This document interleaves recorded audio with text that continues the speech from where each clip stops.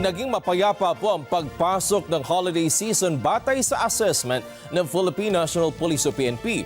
Lumabas din na bumaba ang bilang ng naitalang krimen ngayon kumpara noong nakaraang taon.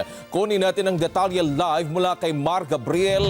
Mar, paano ba nagiging assessment ng PNP para masabing generally peaceful? Wedge, binabase yan ng PNP doon sa mga naitatalang crime statistic, no? Kung base nga doon sa datos ng PNP, bumaba ng 67% yung naitalang krimen kahapon kumpara noong December 24 noong 2022. Mas paigtingin din daw, Wedge, ng PNP yung panguhuli sa mga nagtitinda ng iligal na paputok habang papalapit ang bagong taon. Walang anumang untoward incident na naitala ang Philippine National Police sa pagpasok ng holiday season. Kaya naman itinuturing ng otoridad na naging mapayapa sa kabuuan ang sitwasyon sa buong bansa. Doon sa pagmamonitor natin, lalong-lalo na nitong magdamag po ay naging generally peaceful naman. Nitong linggo, December 24, nakapagtala ang PNP ng 34 na insidente ng 8 focus crimes.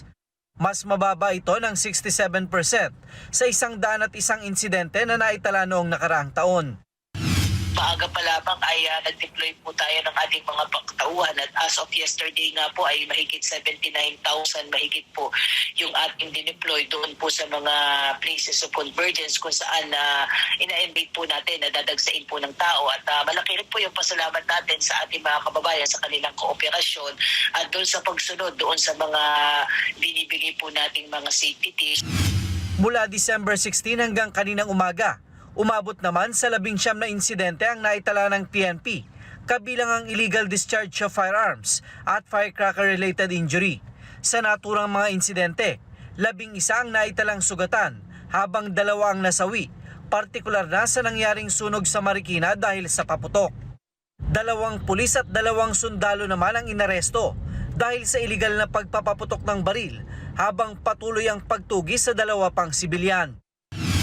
Sa ating mga kababayan, kung meron po kayong mamomonitor at mawi-witness po na sino mang tao, whether police po yan, sundalo o sibilyan, ay dalian nyo pong i-report sa amin yan para ma-respondihan. Kung kaya nyo pong ma-dokumento po yan para gawin po nating ebidensya at mas lalong malakas po yung kasong isasampa po natin. Samantala, umabot na sa 180,000 piso na halaga ng mga iligal na paputok ang nakumpiska ng PNP, kung saan 8 na ang naaresto. Mas paigtingin naman daw ng pulisya ang panguhuli sa mga nagtitinda ng iligal na paputok ngayong papalapit na bagong taon. Magiging mahigpit po tayo sa pagbabantay, lalong-lalo na po yung pagbebenta po ng mga prohibited firecrackers at even sa online po ay nagmo-monitor po tayo. Kaya mabigat po yung kakaharapin po nilang kaso na may pagkakakulong po at multa sa sakaling mahuhuli po sila na nagbebenta. Wedge, ang payo ng PNP sa publiko, gumamit na lamang ng mga alternatibong pampaingay sa pagsalubong sa bagong taon, gaya halimbawa ng torotot, kaldero o yung busina ng inyong mga sasakyan at motorsiklo para masiguro na kumpleto ang inyong mga daliri sa pagpasok ng 2024.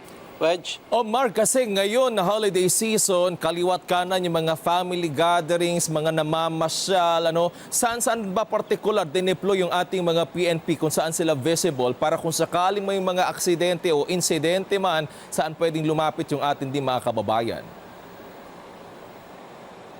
Wedge, nasa 78,000 na mga pulis ang ipinakalat ng PNP sa mga areas of convergence, yung mga karaniwang pinupuntahan ng mga tao ngayon.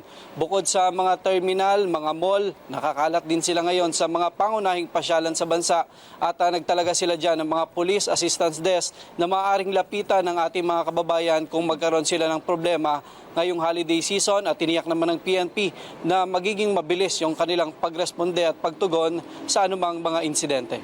Ayun. Garantisado yan mga police assistance desk. Maraming salamat, Mar Gabriel, nagbabalita live. Maraming salamat sa inyo pong pagsubaybay sa Mata ng Agila Primetime. Para malaman ang matatag, matapang at matapat na mga balita, i-follow lamang at mag-subscribe sa @Net25 TV.